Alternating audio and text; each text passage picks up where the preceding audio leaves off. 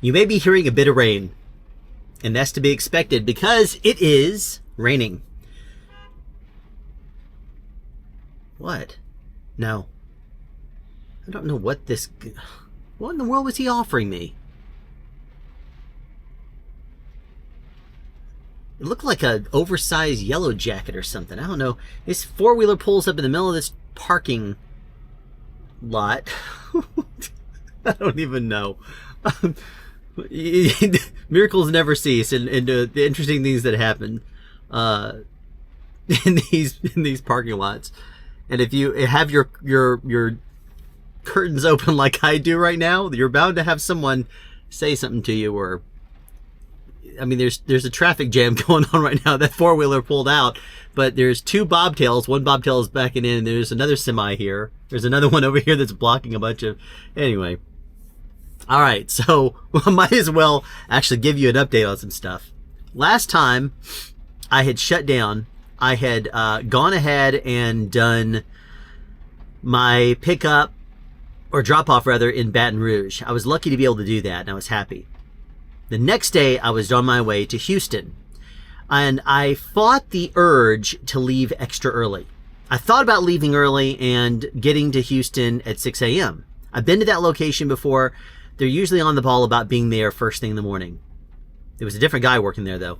But, and you know, a lot of these locations, they will function differently according to who's there.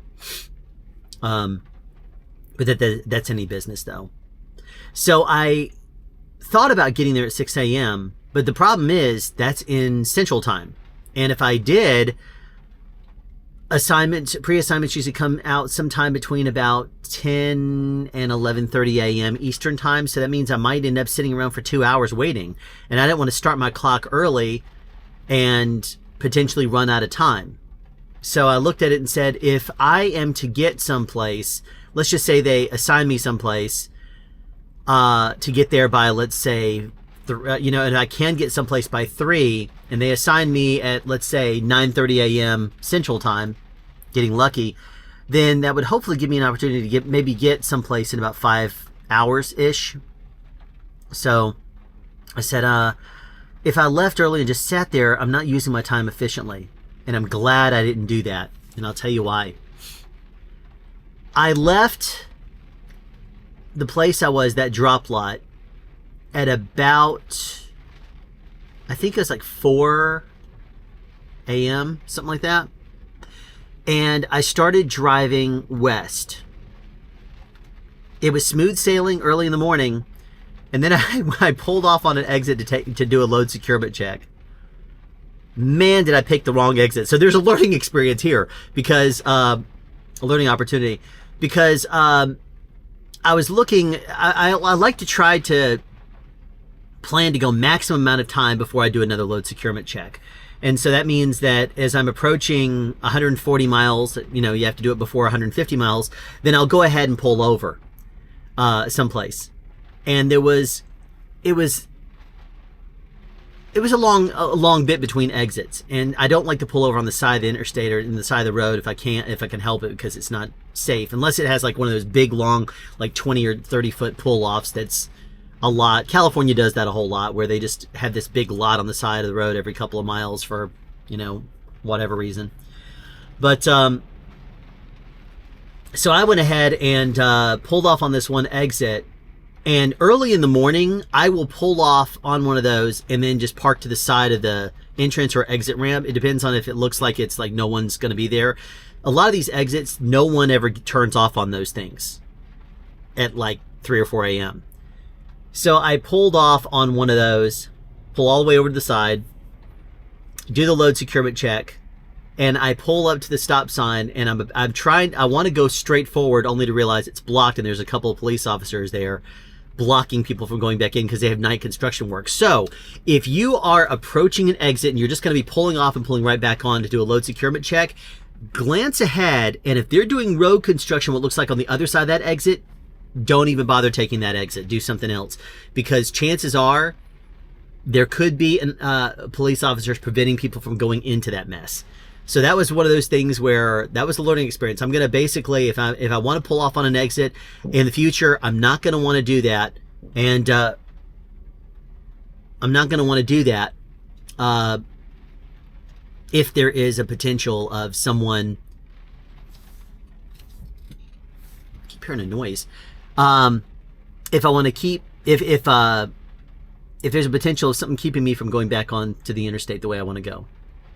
So I had to get back on the interstate going the opposite direction, because I looked at my map before I pulled back, and because again, there was nobody there. So I looked at it real quick, and it basically showed that there was a bunch of back roads, and the next exit was going to be a few miles up. So I could take back roads and wiggle my way on back roads to get there, or, but it would just be trickling along. So I was like, oh, well, whatever. Instead, what I decided to do is turn around and go back the other way. As soon as I pulled onto the interstate, boy, did I realize that was a mistake. The next exit down was almost 20 miles. I was like, oh no. So at this point, I am like yelling and cursing for the preventing me from getting back on the interstate. I went down, took that exit, U-turned around at the exit, and then went back. It was going at interstate speed, so I was going 65 miles an hour. And I tell you, by the time I passed back by that exit, 42 minutes had passed. I was like, I was so angry. Anyway, continued on, because that's something that, cost the company fuel. It just wastes an hour of my time. Really annoying.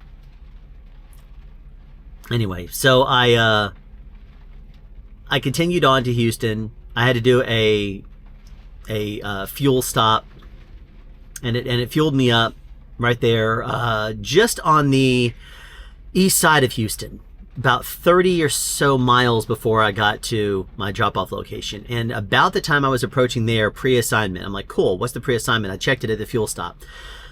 So I got to the fuel stop, and I looked at it, and it said picking up in, actually, no, not picking up in Houston. I'm to drive to Hutto, Texas, which is about 250 miles, I think it was. Maybe it was 200 miles. I can't remember. But I looked at it and said to myself, if I'm going to do that, if I'm going to get there, I can't waste any time, because I'm going to be arriving sometime after 2.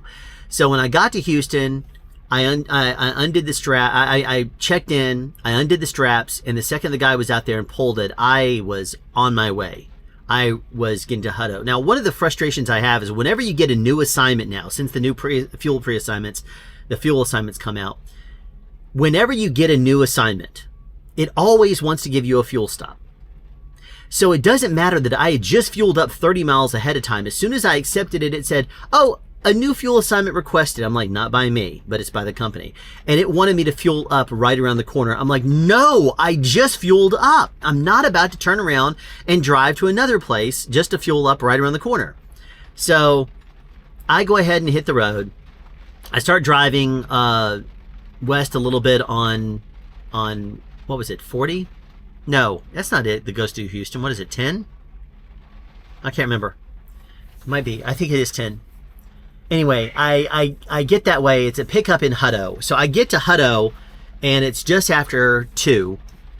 I pick up my pod, and then I drive north to a truck stop that's a Flying J Pilot that's just north. It's just north of Hutto, about 20 or so miles, just south of Waco. Maybe 40 miles south of Waco. So it's on the way up to Dallas.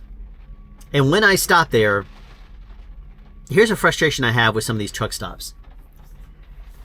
There's never a fixed width on the parking spaces. Sometimes they're like 12 feet. Sometimes they're closer to 15. So sometimes they give you room. Sometimes they don't. Sometimes in front of the truck, they have enough room for 70 or 80 feet before the next truck. Sometimes it's closer to 50 to 60.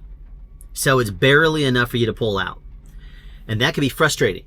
I pulled in, backed into my spot, no problem. I am wide awake. I go to sleep later on that night. I take a shower, go to sleep, and I wake up because I felt the truck get kind of, I mean, I was hearing some commotion out there, but I just ignored it and stayed in bed. I'd only been asleep for about 90 minutes before I feel the truck get pushed. And I'm like, great, did I just get hit? So I open up the window next to me and I see there's a truck backed up right next to me. I'm like, brilliant, great, I got hit. So I go ahead and throw shoes on, quickly turn on the light and stuff like that. And I look out I get in the driver's seat right where I am, and I look out the window, and there's like 4 or 5 guys there, and there is right there, there's the rear corner of a semi, and it's rounded off. It's like this. And I look at it, my mirror rather, is angled way out. So I look at this and I'm like, okay. So I roll down my window, and there's some people looking at the truck, and they're trying to figure out, but at first I think he just like hits me. And there's one guy there that everybody is Hispanic except one black dude, and the black guy is talking to me. He says, hey, yeah, he's backing up here, and so he was backing up right towards your mirror, so I shoved it real quickly to get it out of the way, because you know these windows shove, they push, and you can actually push them back. I mean, you can't see it from your angle, but you can actually push it with your hands, and it will go back to make a little bit of room. So he says I did that kind of quick because he was pulling right in towards it. And so I was like, oh, okay, so it wasn't me getting hit. It was that. And I questioned it at first. I was like, did he actually hit me and this is a cover-up? The thing is, though, the truck was pulling in this way and my mirror was this way. So if he hit me, the mirror would have gone in this way. And it was out that way. And it wasn't like he pulled in and then pulled back out this angle and hit me, because then it would have been stuck to the side of the truck or something like that. So I looked at it. Since the truck, you know, the back of the truck's right there, I'll go ahead and get out. I put my headlamp on, which if you're not familiar with these headlamps, I like them a whole lot. They're very small. You can do your pre-trips with them in the morning. But the best thing about them is not the fact that they adjust, but they actually recharge. So it's got an internal battery. You don't have to worry about batteries and whatever. So you can actually charge it up right here off of the truck. And it doesn't take, you know, an entire night to recharge it either. You can just, as soon as you're done using it, you just put it back on a charge once a week and it's going to charge up fine. It's got more than enough battery power to last the week. So anyway, I jump out, look at the entire side and back of the mirror and stuff like that. I see only one scrape, but I'm pretty sure that had been there for a few months, because it was not in any place that he could have done damage with that truck. And so I looked at it and there was literally nothing, no damage or whatever. So I said, you know what, that little scrape there, I'm going to look at it. So I grabbed a wet wipe, went over there, wiped down the back of the mirror. And it wasn't like a scrape that was dented in, like, you know, you took like a knife and you scrape in on it. It was more like a glancing blow that didn't even do any cosmetic damage. It was just something that it looked like it had been scraped at some point very faintly. So I wiped it off, barely visible at this point, and I said, okay, so I'm gonna trust the guy. And anyway, he actually I started talking to him, because the Hispanic guys are all the driver of the truck. I come to find out he's Hispanic. He's not driving. He's actually trying to navigate the guy in. So he's standing in front of me. The black dude here that I'm talking to, and he's a really nice guy. He's really knowledgeable. He's been doing this for now 3 or 4 years. Really good guy. And he starts talking to me about some of his driving and stuff like that. And he said that he saw the guy backing in, and he didn't want me to get hit. So he happens to know that you can push the mirror out. And so I was like, oh, okay, well, that's real smart. I appreciate you doing that. And he's like, yeah, but, and he said, as soon as the guy pulled forward, he said, and you know, you can just snap it right back in place. So he pulls it back in there, and I grab it and I shake it and I move it around. There's no damage done. I mean, it's designed for it to push out. So, I was like, appreciate you watching my back like that. And he's like, sure, no problem. And I continue to talk to him a little bit, because, and I go ahead, and at this point, I take my truck, I put it in drive, and I turn the wheel hard to the right, so that way the front nose pushes out. That way I push forward like this. I know technically you're not supposed to move the vehicle if you're shut down, but guess what? If it's going to avoid a collision and it's me staying in the parking spot, just moving forward like 2 feet, but literally shoving the nose over this way, giving them a little room, I'm going to do it. And I'm not going to count that as me driving, because it's not me driving. I know that technically it's a DUI if you are behind the wheel and you crank up a vehicle at all and you were drunk. But still, to me, it's avoiding a collision. It's a safety related thing. So I'm going to do it because the guy already was going towards my truck once. And I'm glad I did too, because this is a parking spot that was only like 12 feet wide. And so they're all really narrow. I mean, they might have even been less than that. And there was not enough forward room. There was probably only about 55 feet of forward room. So he is angled really hard. He is complete jackknife over. And he's like doing this number. He's going forward, back and forth like this. Forward, backward, forward, backward, forward, backward. And he's still in this jackknife. So he is pulled way back. And I'm like, whoa, you're going to hit that other truck next to us over there. And then he starts pushing him way back forward. Well, luckily, one of the guys on the other side, he was a flatbed guy with TMC.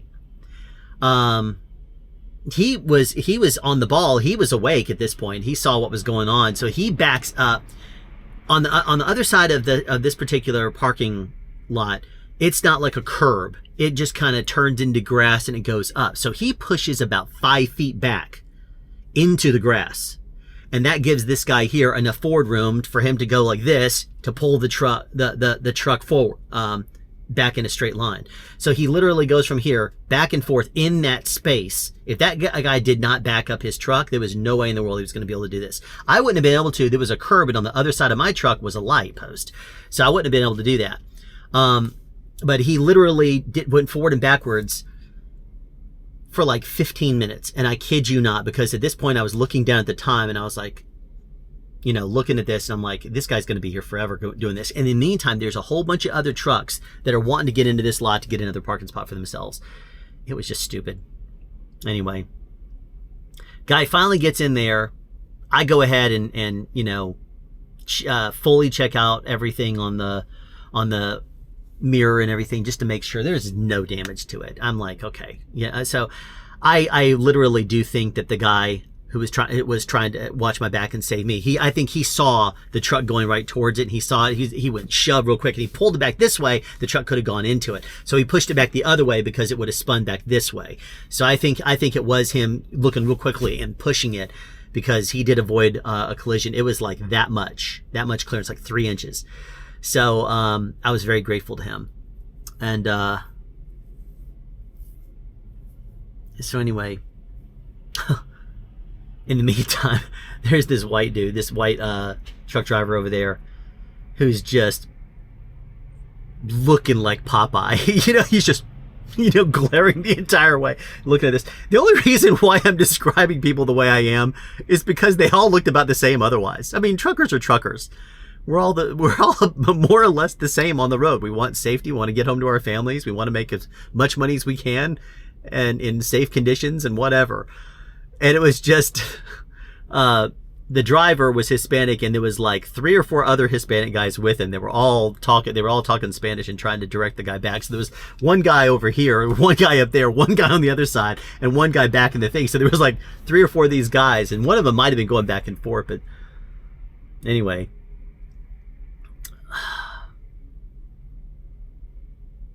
So as soon as it's done, I'm wired at this point. I'm wide awake because I was talking to this truck driver here, and he was a really good guy. So just talking to him for a bit. And at this point, I am like not going to go back to sleep. I'm just tossing and turning back in the bed, just unable to go to sleep, just wide awake.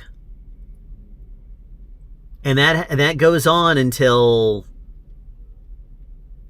oh geez, what time did I get up? 3 something a.m. Finally, I got frustrated. I was like, I'm not going to get back to sleep. So I went ahead and got up at this point and got out of there.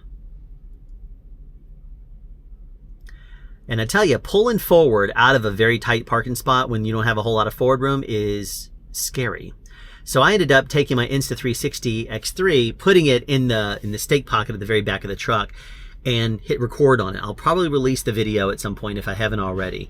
There's no commentary, there's no anything. It is just me pulling forward. But it basically shows, because it's a 360 camera, you can render out whatever view you want. So I got a shot looking straight toward the front of the truck, straight out the back. It looks fisheye, and then off the left and the right. And then that combined with this camera here, the DJI Action 4, which is up there doing a time lapse at 1 frame every half a second. I take that, slow it down so it's 30 frames per second. Well, it's 2 frames per second still, but it's going in real time, not fast. And I hit record and safely pull out. When you pull forward and you get all the way up to the front, the way you have to do it is if you pull and you start to go to the right, you're going to pull right in there and the rear of your truck is going to hit this way. So what you got to do is create yourself a jackknife. And the way you have to do that is by pulling forward all the way and then turning it hard to the left or the right. And I looked at it, and there was a truck that was pulled out a little bit more on the left. I wanted to go to the left, but I couldn't because he was pulled out a little bit more. And the trucks on the right were pulled in a little bit. So I had more room to go out to the right. So what I did is I pulled forward, and right at the very, very end, I pull hard to the right. I stop, pull hard to the right, and then I start to go that way, which pulls the whole trailer that direction just a little bit. Then I put it in reverse hard to the left. So that way I pull back this way and the trailer starts to now hinge back this way ever so slightly. I'm watching it the entire time, making sure it's not getting anywhere near that. And now I've created, by the time I turn hard right now, I've created this jackknife. So I am starting to now pivot as I pull out here very close. I'm trying to stay as close as I can to this line of trucks. And so that way I'm trying to pull the momentum of the truck this way so the rear end will not swing around into this truck. And you're watching very close because, you know, you have this jackknife and you're turned the wrong way, so you can't turn out and look at that way in your mirror and see. So I have the window down and I am looking at it and I keep glancing back. I have this window down and I keep putting my head out and looking down the side of the truck. And I can see this way back to there, but I just cannot see all the way back to where the trailer is because the trailer is going this way this time. But what I'm able to do real quick is look at it, figure it out. So in the edit that I made for this maneuver, I ended up doing it in such a way where you don't hear the audio, you don't see any change because there was no lights, there was nobody out there. But I did like a jump cut, then blended the audio, so that way it looks like I didn't get out and look, even though I did. I just tried to speed it up for the viewing audience. But as I pull forward, I'm looking at it, and the rear of this truck, on the video, it looks like it was closer than it was, but I missed him by a good foot. I mean, a foot and like probably 15 inches. But it looks like it's very close. So if you ever see this video on this channel, you're going to say, man, you barely missed his front mirror. Well, it wasn't that close because at this point, I was actually, the rear of the trailer was pulling out and it was hinging, but it was hinging going this way as it was hinging around. So it actually ends up looking a lot closer than it was on the camera. But it looks really cool. When you look at it, you're like, why that was really close. I pull out though, and after I pull out and get around the corner, I stop everything. I go back, retrieve the camera and stuff. But I was just concentrating on that maneuver. I wanted to show what that maneuver would be like pulling out. And also to see if, you know, since I've done those kinds of things in the past, if it was going to be a problem.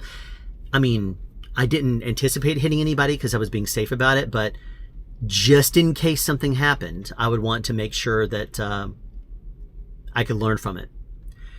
Oh, and I should also say that after the guy got into the parking space the previous night, I just backed straight back over, so that way the truck was facing straight, and that straightened up my wheel. You don't want to ever leave your wheel hard over to the left or right when you go to sleep.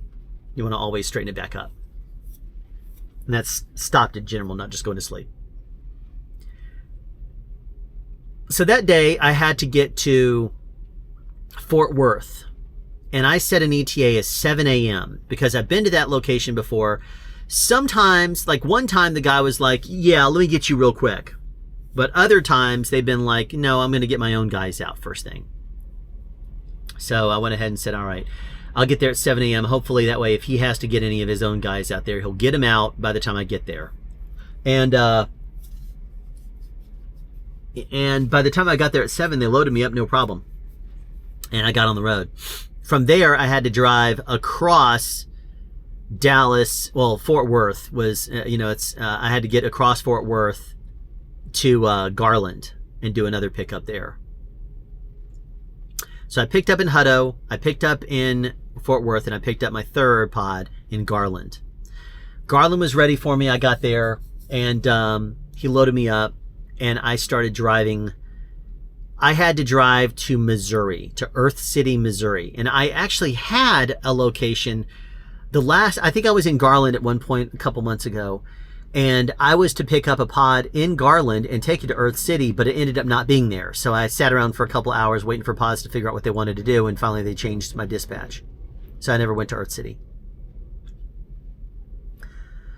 Now, I drove to, where was it? Joplin? I was driving, I was making better time than expected. So I went ahead and pushed on a little farther than I was anticipating. I was expecting to stop someplace before the border of Missouri. I was looking at things because it was, at this point I was getting there. It was in the early to mid afternoon. And I always like to shut down early so that way I can start early the next day.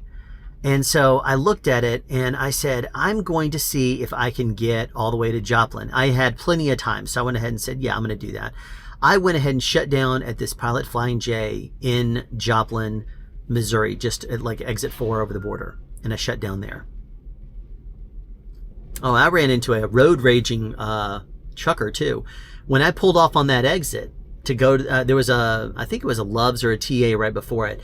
And I pulled off at the stop sign, let some cars go by. I looked down to the left. There's another truck, but he is way down. I'm like, plenty of room. So I go ahead and safely do my pull on the right, and I'm starting to drive down the road. I get accelerated up to about 30 miles an hour, and that semi, this is a good 30 seconds later, he apparently did not like the fact that I pulled out in front of him.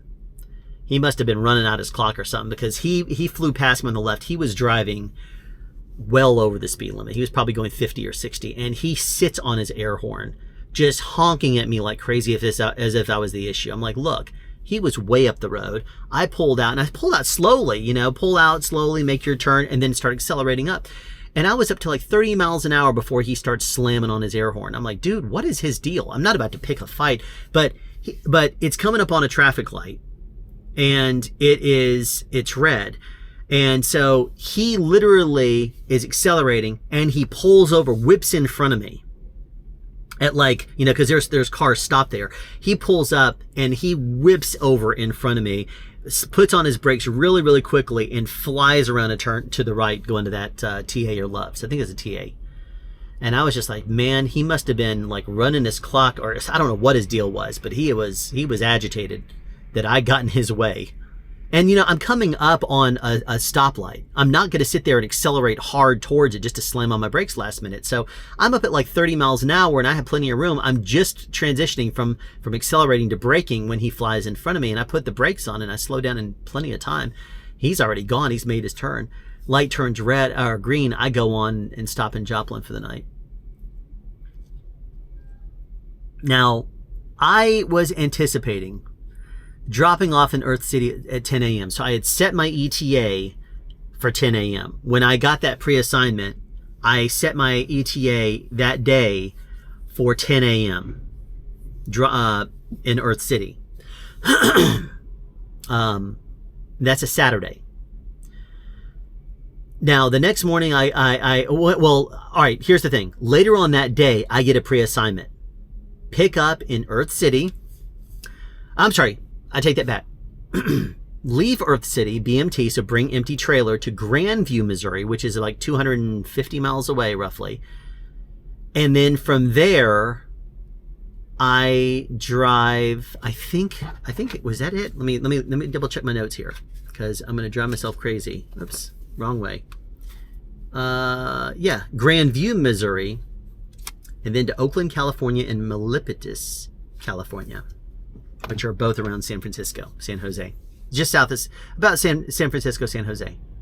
So San Francisco is over, you have to go towards Oakland, then you have to go on I-80, I think it is, just to the other side of the bay.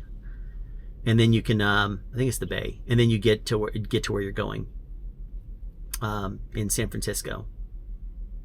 But Oakland is on before you go over any body of water. And that's where it is. It's literally in that area that's not the nicest area of town. But I have to get to Grandview. This is a Saturday. I have to get to Grandview and pick up. If I left my ETA at 10 a.m. there, in whatchamacallit, in Earth City, there is a chance that I might not be able to make it to Grandview before the end of the day. And because it's a Saturday, if I get stuck there, that wasn't a Saturday, that was a Wednesday. I take that back. I'm mistaken. The reason why I'm getting confused is because Wednesday is now, thanks to the new policy of pods, which is extremely irritating, some locations are closed on and on call on Saturdays. And if you put in your ETAs correctly, they'll be there. And then all the other locations are shut down on Wednesday. So they're not there unless you put in your ETAs and they're on call.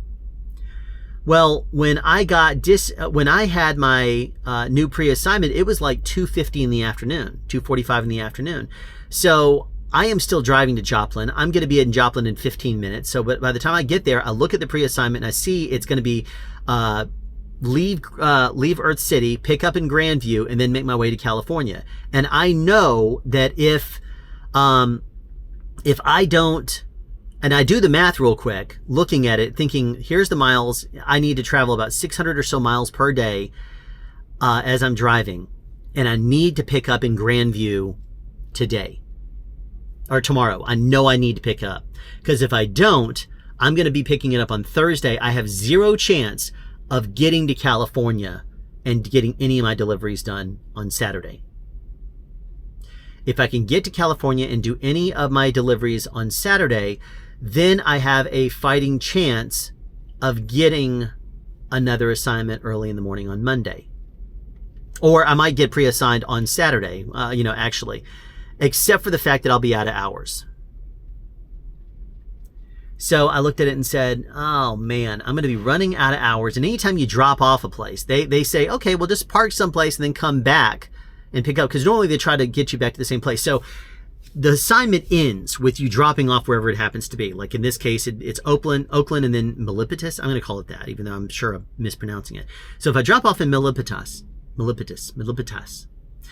then I'm going to have to find a place to park, empty, while I do a reset. Then I'm going to have to go wherever it happens to pre-assign me. So they could pre-assign me and say, go back to the same place. In which case I would have preferred to pick up something there 2 days earlier when I dropped off. That would be using my time effectively, but the trucking companies and logistics companies don't care about the drivers. They care about the customer. And if the customers have a pickup now, they want you to get moving.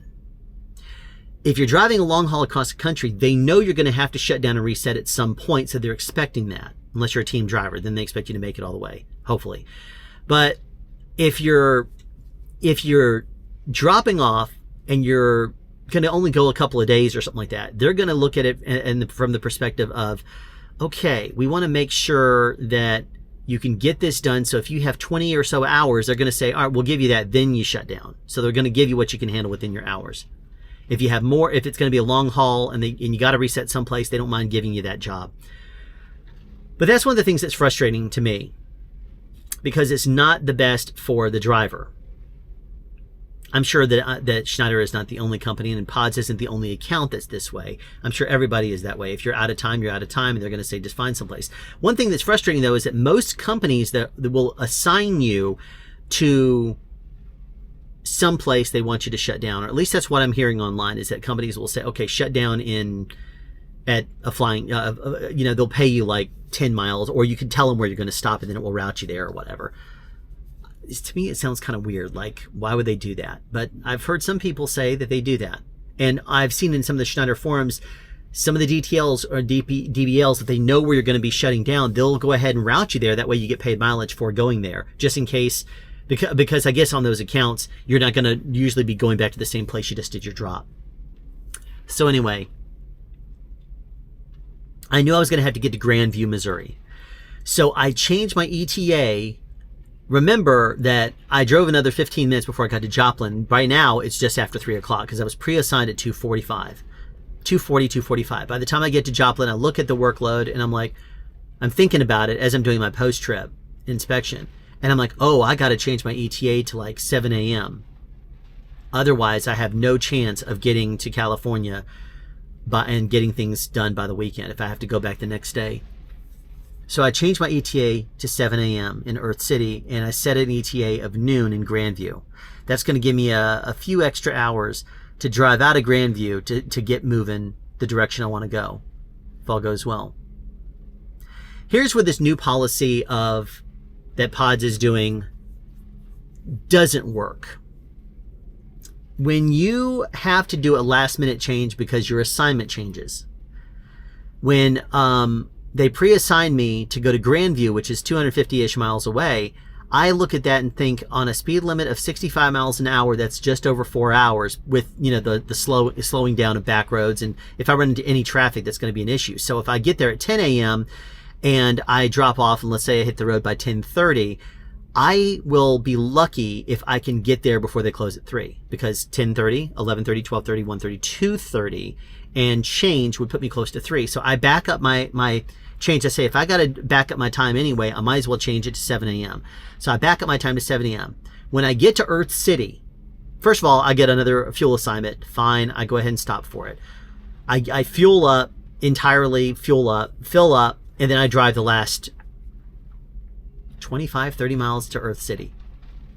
I get to Earth City, and there's a sign on the door that's freshly printed that says, we're closed on Wednesdays, it says, we're closed on Wednesdays, but if you arrive on Wednesday, call this number. So I call this number, and no one answers, and I'm like, great, I'll go ahead and break my straps then.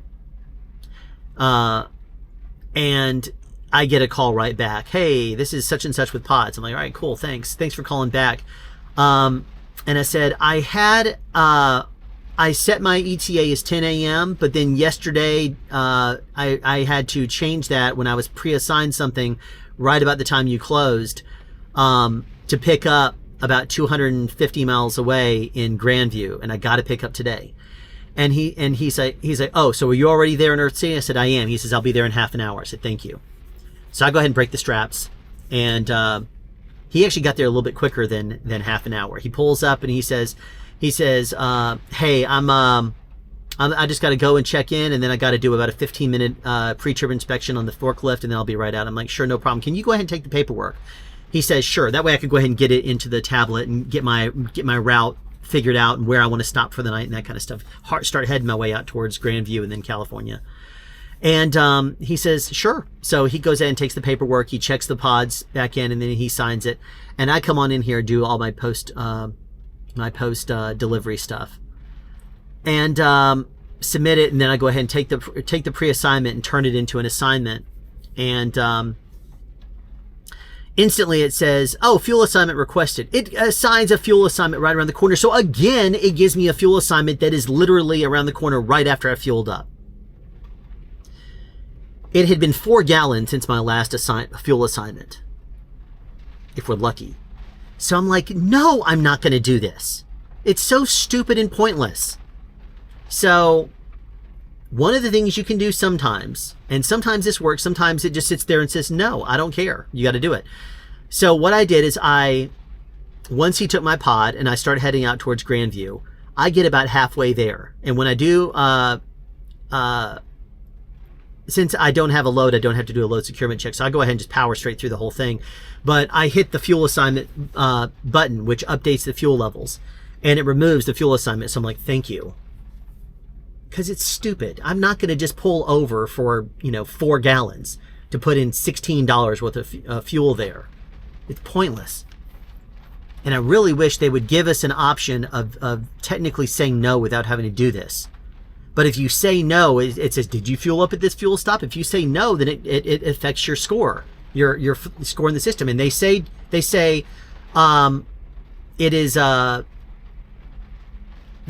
mandatory.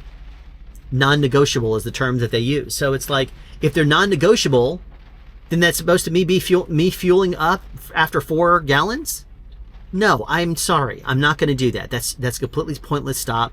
All it does is it's going to keep me from getting where I'm going quickly. And if I have to do a fuel stop every single time you throw something like that at me, then that's pointless. I'm not going to do it. I don't care. I don't want to do it.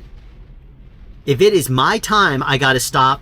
and pull over. If it's a decent fuel assignment, if it's going to be 50, 60, 70, something like that, and I know I'm about to go into a place, if I know I'm running low and I need fuel, and it says fuel up 34 gallons, I'm like, well, that's kind of weird, fuel up 34 gallons, but I understand the point. It will tell you to fuel up 34 gallons because at this price, you need 34 gallons at this price to get to the next fuel assignment it's going to give you, and hopefully, and then the price will be lower. So I understand when it does that. What I don't understand is when you just get a fuel assignment, it doesn't just look at your fuel levels and assume and say you need a fuel assignment in 400 or so miles. It will look at your levels and say, it's requested. Here's your fuel assignment now. So anyway, I get to Grandview, and because I'd put in my ETA by noon, I would expected them to be there, but no.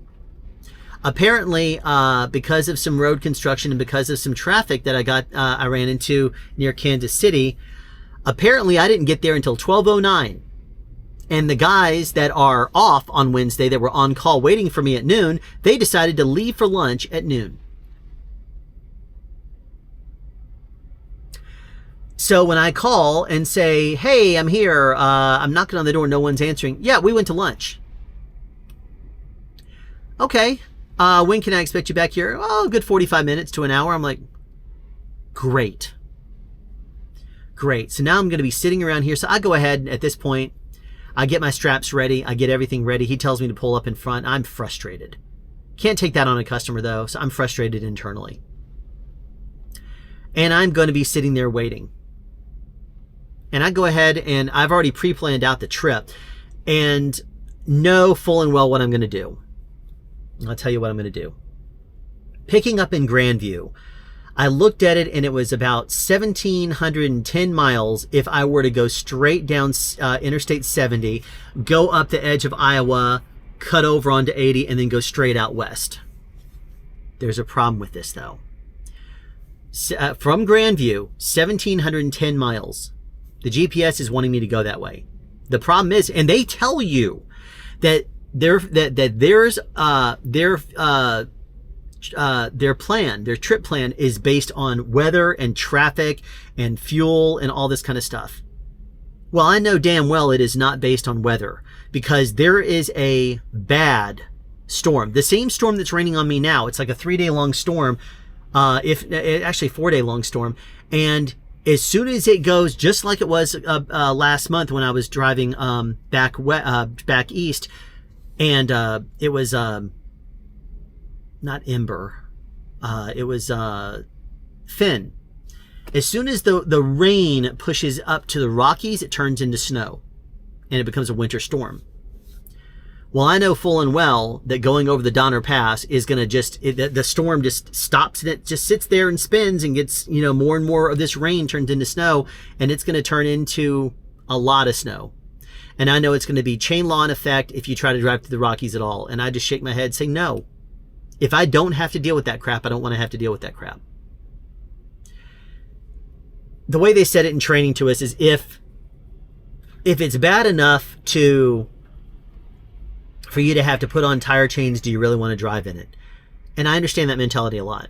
I also understand you can't sit there for a week waiting for snow to clear multiple days. So you have to kind of figure out what you want to do, and if you want to actually get someplace, because you are not paid if you shut down because of weather. So I could sit here for a week and Schneider will say, okay, well, you can't make a delivery. They're not going to pay me. So it is on me to decide if I want to drive or not. Schneider will, after 24 hours, they will pay you if you are without a load. After 24 hours, you start your clock, and for every 24 hours, full 24 hours, not like 23, 24 hours after that, then they'll pay you $100. So great. It's something, I guess. But they don't pay you if you're shut down for weather or something, which is a bit annoying. So I look at this and I say, there is no way in the world I'm going to go down Interstate 80. Not if there's going to be, because I already know it's going to, I look ahead and I look at, and here's a little trick. If you don't want to buy any of the apps that tell you what the weather conditions are going to be like, one thing you can do is look at AccuWeather and look at their precipitation 5-day advance notice forecast. Because they'll only give you 24 hours in advance based on where you, based on now, in the weather conditions now. And if you want anything more than that, you have to pay for it. But it does give you for free a 5-day ahead look at the precipitation. Well, you know, if the precipitation is really high, you can look at where the rain is coming in 24 hours, and you can put 2 and 2 together and see where that aligns with precipitation. And if precipitation looks even with the radar, you can pretty much look at the precipitation and say, as it continues across, this is the storm. And you know where it's going, and you can say, well, it's gonna, by the time it hits the Rockies, it's gonna turn into snow here, and then it stays there, it just hovers there. I don't want to do that. So the way I look at it is from Grandview, I can go 1,710 miles if I go 70 up and then over on 80, or I can go 1,750 miles, so 40 extra miles, if I were to go south instead, and then I take 35 or take back roads from, where was that? Wichita, Kansas. Wichita, Kansas, you could either go down straight south from there on 35, straight down, which adds like 75 miles by the time you get to 40, or you can take back roads, which are interstate speeds on these back roads, except when you get to the small towns and it slows you down to like, 45 or 35, something like that. But I drive in the middle of the night anyway, so whenever I do one of these long hauls, I always drive in the middle of the night. I transition to that. So in Grandview, I look at it and say, if I'm going to have like 4 or 5 hours, I can drive until 6 o'clock and then have to fight for a parking spot. Or I can go ahead and drive a little ways and then shut down and start driving at like 1 a.m., something like that. So I opt to do that. But in the meantime, I'm looking over this assignment and saying to myself, if I drive down 40 across the south, there's no mountain ranges that you go over. There's a couple of little hilly places, but the rain is not going to be snow down there in Southern California by the time you get into California.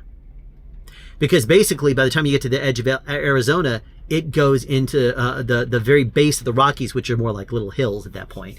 And I know that it's not going to be chain lawn effect because I've looked at it and studied it when I've been out there, where the chains go and how far down they go, and there's none of that that's going to be there in the Southern California area. And California will sometimes, in light snow, they'll tell you to go ahead and chain up for traction control. They want to be safe about it, but I don't want to have to deal with that crap if I don't have to. So I'd rather add 40 miles to my trip that I'll do inside the truck and avoid the freezing, 10 and 20 degree weather and, however many feet of snow going through the Donner Pass on 80, avoid all that crap and instead go across the south where it's going to be in the 50s all week with a small exception. And I'll get to that in a minute.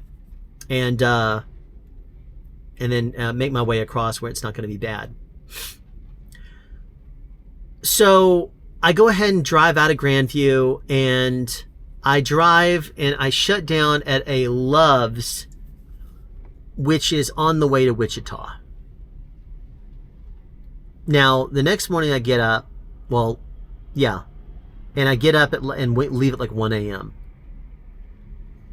And I drive the back road, which goes from Wichita through Kansas, through the little panhandle of Oklahoma, through the top of Texas, and goes through what is it called?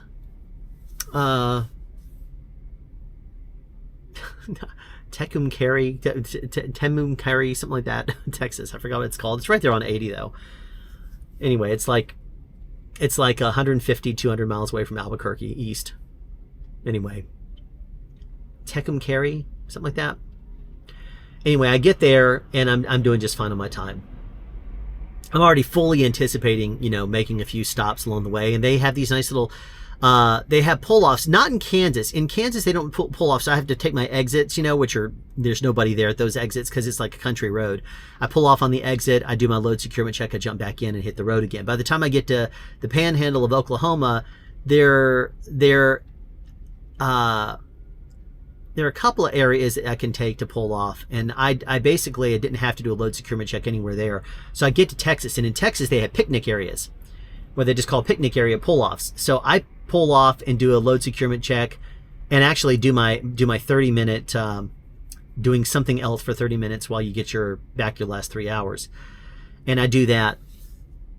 And then when I hit the road again, I drive into Mountain Time, and I shut down in Moriarty, New Mexico, which is about 35 or 40 miles east of Albuquerque. Feel this wind? This is part of that storm. All right, so I get there. I shut down there for the night. Now, here's the plan. I had already planned to try to get to there. I really wish I could have made it Albuquerque, but I have no chance in the world, especially if you're driving on some of these back roads that have slower parts, to go 687 miles, I think is what it was going to be to get to Albuquerque, and Moriarty was going to be like 650. If I could make it that far, I was optimistic about it. And I was like, I'm going to see if I can make it there. It was like 647 miles, something like that. And I said, if I can make it that far, I will. I'll be so excited if I can. And I did. I made it there, and I had like 20 minutes left on my clock. So I had a fuel assignment, so fuel up and then park. So I parked. The thing is, the next 2 days, I had to go about, because I had driven, remember, about 600 and some odd miles. I need to make about 600 miles a day in order to get into, well, technically from where I was, I needed to drive about 1,200 miles total to get to the California-Arizona border. So I knew I wanted to get to Lake Havasu City, which is the very last exit where there's a Flying J Pilots Anna Loves on Interstate 40 before you get to California border. So I said, I got to make it there. The problem is that snow system I was talking about that's going to be hovering around the Rockies and making it difficult for me to get through Interstate 80 from basically Salt Lake City through Nevada all the way over the Donner Pass. And that was going to be slowing me down if I went up that way. That whole entire area, it dips down to Flagstaff, Arizona. And I was looking at it, and it was saying that it was going to hit Flagstaff, starting to hit around 3 a.m. And then by about 5 a.m., it was going to be like 3.5 inches of snow. So I know the very best chance I have, and I've already been looking at this for a couple of days since I shut down there in Joplin that first night when I looked at this and said, how do I have to trip plan this? So I looked at this and said, I need to make it in 2 days. From Grandview, I need to make it to Arizona. Get that 1,200 miles done, because the last 500 miles or so through California is going to get me up to a drop lot we have that's east of San Francisco and the San Jose area.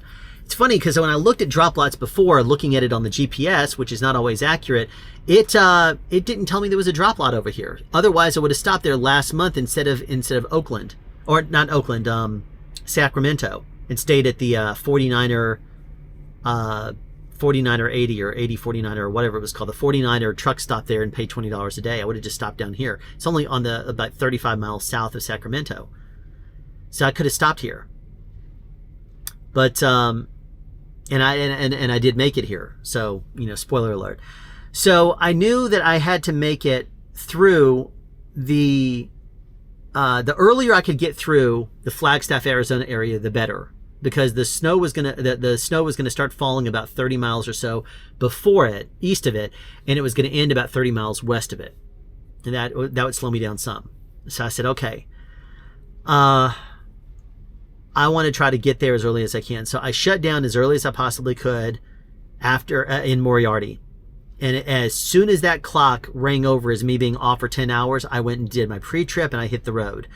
And I got to Flagstaff, and approaching Flagstaff, and the sun, it was in the middle of the night.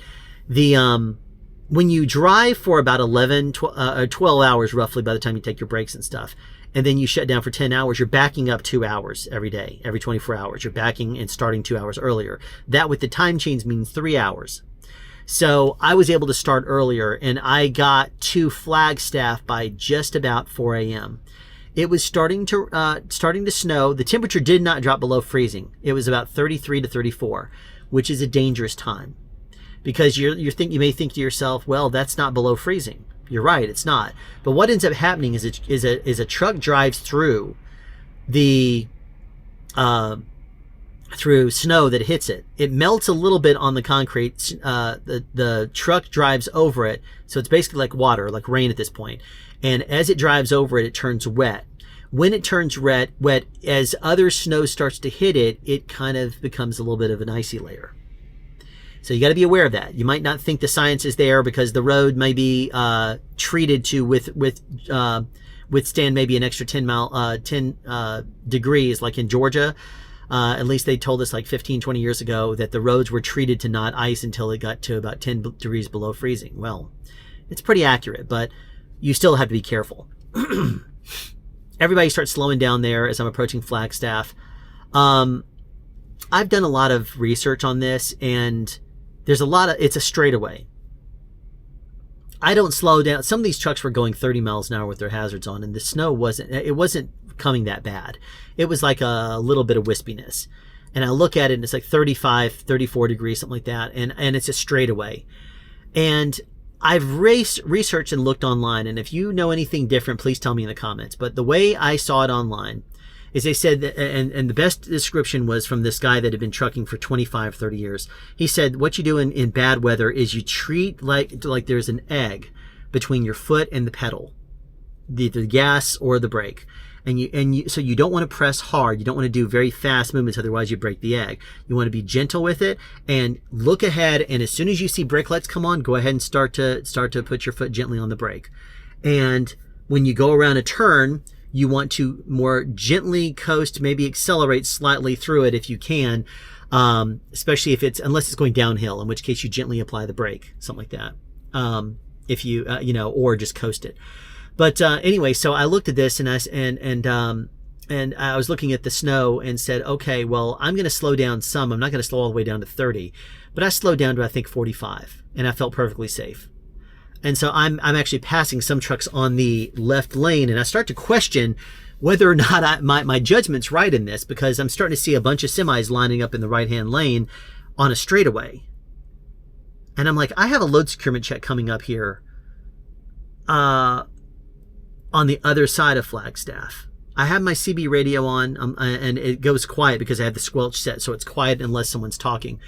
And I don't have any radio, or I'm not listening to anything at all. I'm just concentrated on the drive. In the middle of the night, usually, you have more opportunities to listen to things. But if there is any weather or moisture or something like that on the road, if there is any snow or rain or anything, I'm not listening to any of that. I'm concentrating on driving down the road. And I'm looking at the road. And one of the things you also look for is where the tires touch the pavement. If there's any splash, if the road is splashing at all, you know it's not frozen. If it is not splashing at the back of tires, then you know that it could be frozen over if the road has a glaze on it. So that's one of the things you look for. And I'm just seeing splashing all over the place. And so since it's a straightaway, I'm like, okay, be aware, be okay. I don't need to go 30 miles an hour with my hazards on. I'm going to go 45. So I'm cruising along and not flying past other trucks, but I'm passing other trucks. So if I said flying before, that was a wrong way to put it. I'm passing them, not very fast. And no one's honking or saying or getting on the CB, what you doing there, Schneider? What you doing? None of that. It's just people are concentrating on driving, and I am too. And the truck isn't shaking around or anything like that because of wind or anything either. It's just, little misting. Not misting, but it's a little bit of snow circulating around. After I get through Flagstaff, there's a couple of hills there, and I take it slow there and get down to 30 miles an hour on a couple of those just to be safe. As soon as I get to the other side of Flagstaff, though, the snow starts to pick up a little bit more. But I also know that as soon as I can get about 30 miles down the road, I'll be in better shape. And it's going to start to, about the time I'm getting there, it's a judgment call. Do I speed up and try to beat it in 30 minutes? Or do I slow down and run into it for an hour? Well, you can look at that and say, well, you just sped through it, didn't you? No, I didn't actually. I decided I was not going to look at the speedometer. I was going to take it based on the speed I felt I needed to go. So I'm driving, and when I'm going down a hill, I'm you're not using the jakes and you're not using any of that kind of stuff. You're gently applying the brake. I'm actually shifting it into manual, which means popping this in and then letting it lock onto a particular gear so that way it can't shift up. It beeps at you like every 10 seconds, which is annoying as crap, but that's a different issue. And then I gently apply the brake, to maintain my speed, and I get going down these hills. As soon as it hits a straightaway again, I'm like, okay, let's see. And so I'm concentrating on looking back at the GPS. I tell you, this GPS is driving me insane. It, on this particular day, was crashing every 10 minutes. I kid you not. I'm not exaggerating either. It was crashing every 10 minutes. And I'm looking at this and I said, you know what? I like looking at it from a perspective of being able to see what the road is doing in front of me. But at the same time, I don't like being distracted by this stupid thing. So I turned the volume all the way down because, there's three fingers. This one here is the on-off switch. These two are volume. So if I do this number right now, I've hit the buttons. I'm not even looking at them. So if I take my face away, I close my eyes, right here, I put my fingers back on the buttons. You feel the two small ones are the volume. The one on the other side it's like almost twice the size, and it is you can see it's almost twice the size, and it is a power. So I can close my eyes right here and instantly go to it. If I do this number and I go away from it, I'll shift my hand over. I instantly know where those buttons are because my fingers will dial in and feel which ones are the small ones and which one is the big one. And if you hit this bump there, all you do is back up a certain amount, like not even an inch, and it's there. So you know instantly when you've been doing this for 6 months. So it doesn't take very long for you to figure out what you need to do and how. So I'm driving down the road, I do this number, and I turn the volume all the way down. So that way I'm not going to be distracted by it. And I just am concentrating on driving.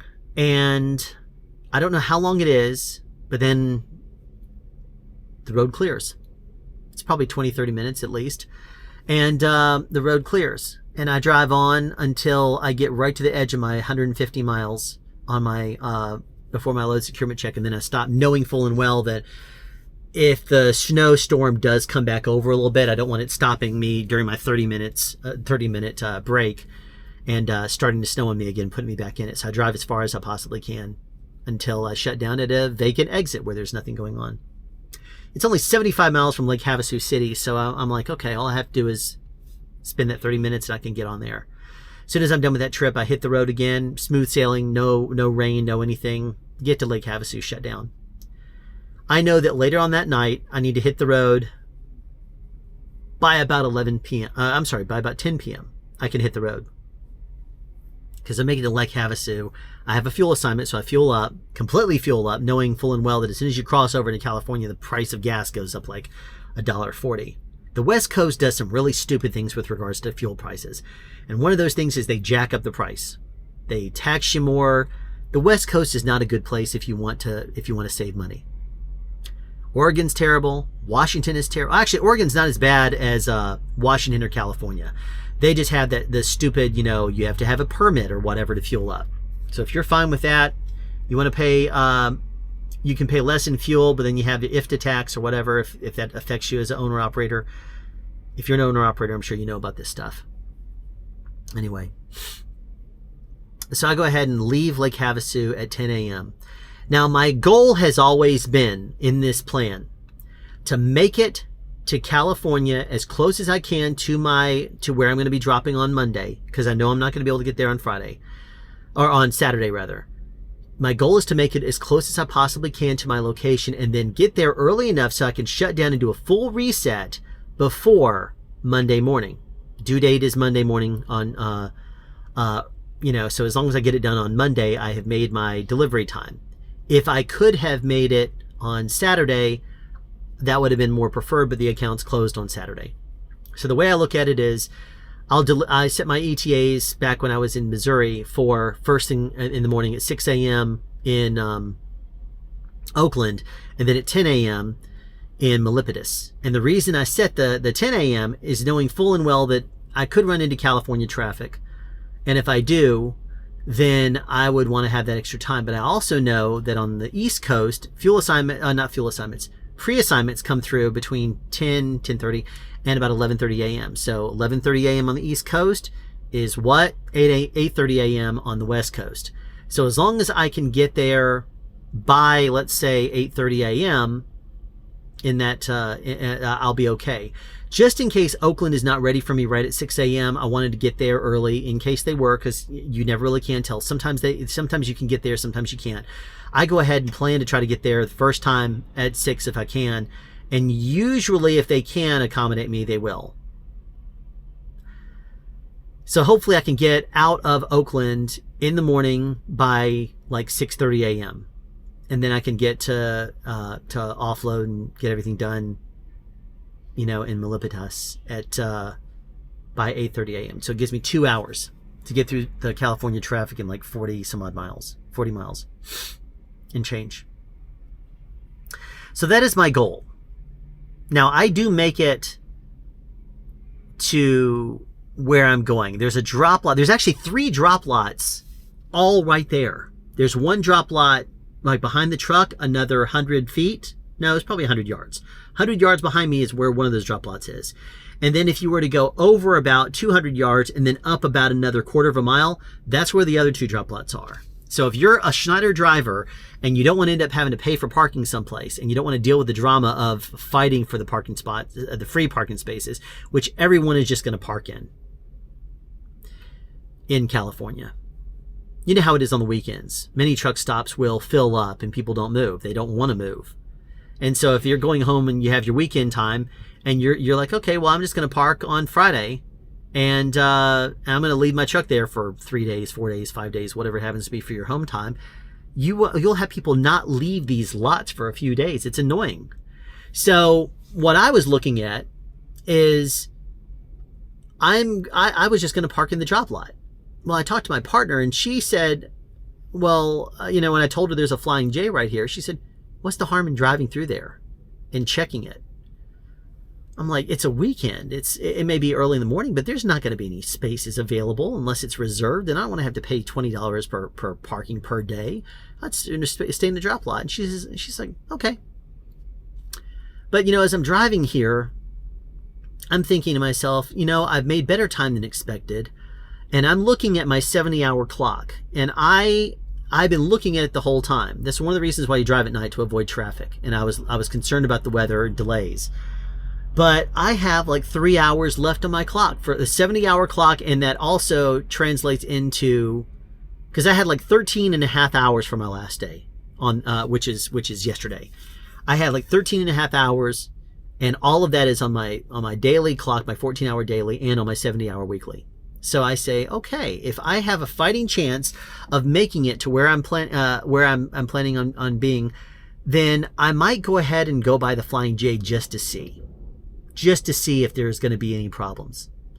So I say, all right, I'm going to go ahead and stop. So I pull into the Flying J, and as I'm driving through here, I see one parking spot that's open.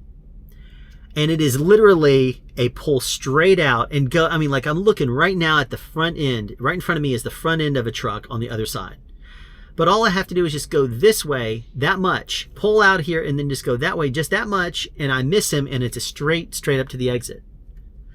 And so I don't want to end up having to pull this way and do a blind side back. So I loop on around there, U-turn, come back around, pull straight forward, back straight in here, and I have driven through the whole lot at this point. There's one parking spot, including that does not include the reserved, that is a free spot, and it is completely available, and it's an easy pull out. It is right here. So I was like, wow, that was luck. There's like 5 reserve spots, but I don't want to have to deal with those if I don't have to. So I'm like, you know what? This was perfect. As far as I'm concerned, this was perfect. So I was so happy. I pull up here because, being able to go inside the Flying J and grabbing a drink or grabbing food, I was so happy. I went ahead and did my post trip.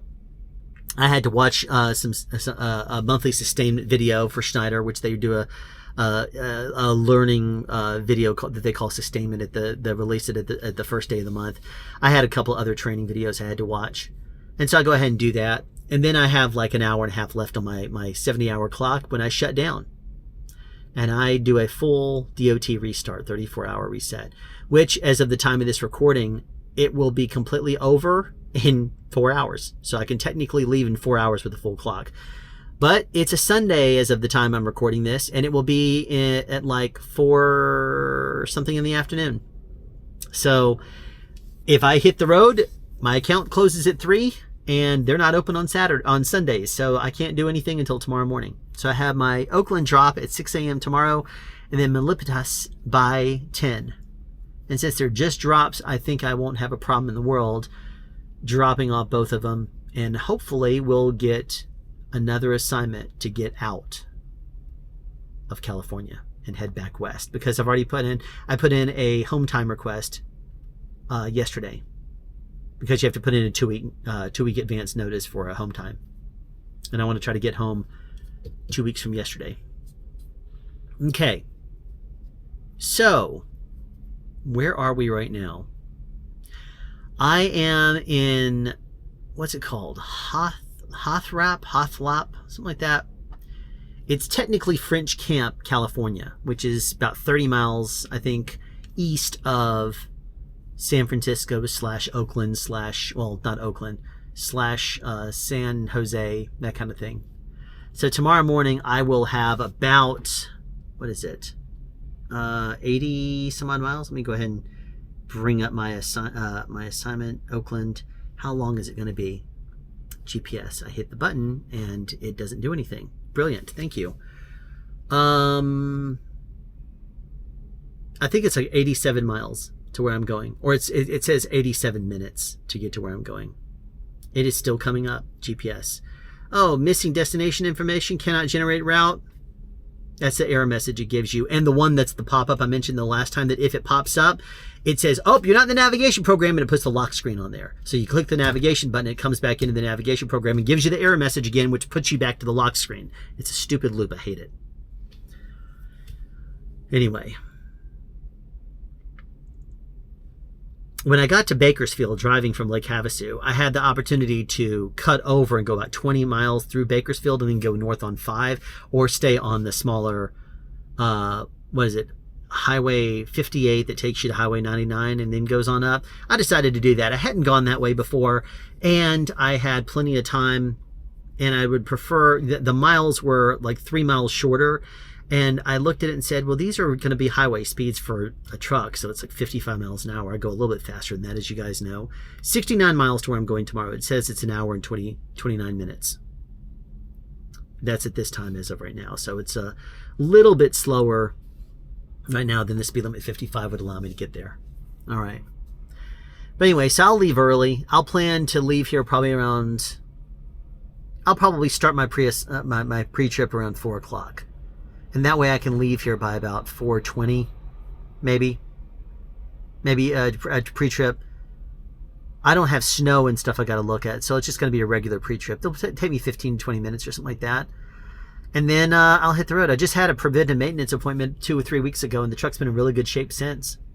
I mean, aside from yesterday, or the day before rather, was the first day that it started to throw some of those old error messages at me. I would be driving down the road, going down a hill, then up a hill, and all of a sudden it slams on the brakes as I'm starting to go up the hill, because it says, oh no, something's in your way. And I'm like, yeah, it's the road. There's nothing there. There's not even a cup. It just happens to see where the road curves up, and it freaks out. So it slows me down, puts on the brakes. And so I'm driving down the road, and then all of a sudden, I'm like, oh, come on. So I quickly tap the accelerator, so that way it doesn't, and then it instantly releases the brake. I'm like, why would you do this? It's just so annoying. Anyway. So that's where we're at right now, hoping for a pre-assignment. Now, that storm, the one that's raining on us right now, is supposed to pass out of this area later today. And then it's going to sit there over the mountains tomorrow. And it's just going to snow like crazy. Right before I hit record on this, I looked, and my phone's back there, but I looked ahead at the 24-hour advanced snowfall prediction. And it's predicting that along I-80, right there through the Donner Pass, there is going to be between about 30 and 34 inches of snow in 24 hours. So from right now until tomorrow at this time, there's going to be 2.5 to 3 feet of snow that way. So if I am assigned to go back to drop in Nevada tomorrow, or Salt Lake City, I'll be a bit frustrated. Because if I have to go to Nevada, all of the pass through, we're talking Route 50 which is the reason why we don't have an Interstate 50. There's Route 50 and Route 60, which go horizontal across America as opposed to interstates. Those will be right there in my way. Go over the passes there. They're going to be mountainous and they're going to be traction control. If you drive basically on anything going through the Rockies, it's going to be traction control. But my other option is to go down south and then cut over on 40 again. Or if I'm going to Salt Lake City, go down there to 40 and then 15 up into cut through the very edge of Arizona just for a bit, just for a few miles, because the state does this number. From your perspective, it's this way. So if you go up 15, you cut through the corner, which is right here. So you cut through just the corner of it through Arizona, and then you get to Utah, and it takes you up to Salt Lake City. So if I have to go to Salt Lake City, I will go that way, unless they have me goof off with a bunch of drops and stuff through California, and then I ultimately get there. It would be a great thing if they were to send me from Milipitas down to Paris. If I'm picking up tomorrow morning early, I can maybe, I don't know if I could get down to Paris from here before they, if I'm there at 10, I don't think I could get to Paris before they close at 3. I don't know. I don't think so. So what I might end up having to do is stop at that drop lot that I stopped at before and then finish my way on to Paris the next morning at 6 a.m. I don't know. I'm you know me in speculation. I should not speculate. I'll get something wrong. But what I can say is that if they send me over the Rockies at all tomorrow, I will opt to go south where there's not going to be road drama, as I will refer to it. I don't have to deal with chains. It's a smarter way, smarter move. If they send me up and down through California, it shouldn't be an issue, except that I hate this state. I hate driving in the state. There's traffic all over the place. Yes, there's interstates and state highways and stuff that give you an opportunity to get wherever you're going. You can get there. But I just don't want to have to deal with it. It's annoying. It's really annoying having to deal with all this traffic, especially with the lower speed limits of speed limit 55. And it's when the snowstorm passes, the road's going to go dry and the interstates are going to be flying. And you have the problem that I have with it, with going 55, is that the four-wheelers can go 70 and they will whip in and out and cut you off and whatever. Just don't have no mercy. They don't care. And they're bad enough drivers here anyway. They're always looking at their cell phones or doing their makeup or something, so they're not paying any attention. So you're driving down the road and all you want to do is speed up a little bit more so that way you can keep up more with the flow of traffic. And you have to go this, and you have to be a big, huge block that they have to navigate around. So as you're driving down the road, they can go 15 miles an hour faster and still within the speed limit. So they're going to whip in and out and do this slalom thing, which means that we're like looking at our mirrors and trying to track them all. And it's not safe. California needs to get on the bandwagon here. Because, I mean, I understand saying, you want to have a statewide speed limit of 55. I understand that in the hilly areas. I understand that in some areas. But when it's just a straightaway and there's nothing except straight, allow us to go up to 65 or like all the nearby other states that are 70. I can't go faster than 65 in this truck, but at least that would allow the trucks that can to not be stopped, by all the slower speed limits. And I'm not just this person that's a big, huge, you should go faster. Just go fast and fly down the road. And there's no, I'm not trying to suggest being unsafe, but if it is a flat road and it's hot or warmer, it's 55 degrees here right now, and as soon as this rain goes away, it's going to go dry because it's on the edge of a desert. So if it's dry on the road and it's warm, speed limit doesn't have to be 55 if all the other states that I know of is higher than 55 at 65, and it's perfectly safe, including the states where you have to go up and down through the Rockies. Anyway, so that's my plan for tomorrow. Drop off, do my 2 drops, and then see where they send me to next. Hopefully, they will send me back east. And hopefully, I'm hoping to get out of California. If not by tomorrow, I'm hoping to get out of here by the next day. Milipitas had a delivery. The last time I was here, they sent me back, where was it? Salt Lake City, I think. So we'll see where they send me. If they send me to Salt Lake City tomorrow, I will most likely opt to go down south, stop at the drop lot outside of Paris, and then and then start driving early the next morning and go up 15 into Salt Lake. Again, speculating based on where I would like them to send me. What I would like them to do is send me to like Ocala, Florida. Let me load up there in Milipitas. That way I could drive straight down, hopefully get to Lake Havasu while I shut down again, or Kingsman or whatever it is. Someplace over there, right there on the very, very edge of Arizona, so that way I can go to sleep in the early afternoon, wake up, well, yeah, and then wake up and drive 600 plus miles, hopefully, if all goes well, every single day, driving through the southern route, not have to deal with all the road drama of all the snow, which is basically just sitting there getting worse and worse and worse. All this rain is just going to sit there and stir up and make more and more snow up to like 3 feet over the Rockies. Anyway, don't have to deal with that. All right, that's it. There's your update. I don't know how long it is. These episodes are getting longer, and I'm sorry about that.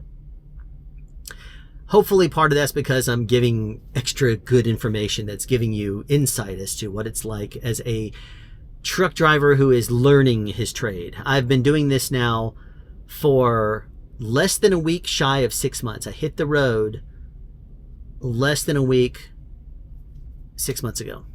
So in a few days before my next update, I will have been a veteran of 6 months driving on the road, which doesn't sound like a whole lot, but 6 months on the road means that every single day you're dealing with the same thing, and you're having to deal with, you're not working 5 days a week, you're working 7 basically.